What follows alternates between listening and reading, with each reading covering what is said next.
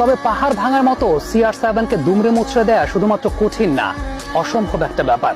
যে মানুষটা জীবন যুদ্ধের সংগ্রামে লিপ্ত ছিলেন, জীবনের সঙ্গে যুদ্ধ করে এই পর্যায় পর্যন্ত নিজের নামটাকে তুলে ধরেছেন, যার নামে একটা গোটা দল আইডেন্টিটি পায়, সেই CR7-কে ভেঙে ফেলা কি এতটাই সহজ?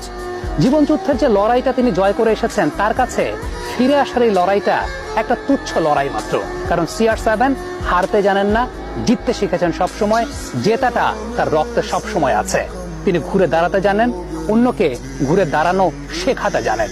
তার কাছ থেকে একটা পুরো প্রজন্ম জানতে পেরেছে, শিখতে পেরেছে, ফুটবলকে ভালোবাসতে শিখেছে, ঘুরে দাঁড়াতে শিখেছে, জীবন যুদ্ধের সংগ্রামে লিপ্ত হতে শিখেছে। কমেন্ট বক্সে আপনাদের মন্তব্য বা মতামত জানতে চাই, CR7 কি ফিরতে পারবেন কিনা?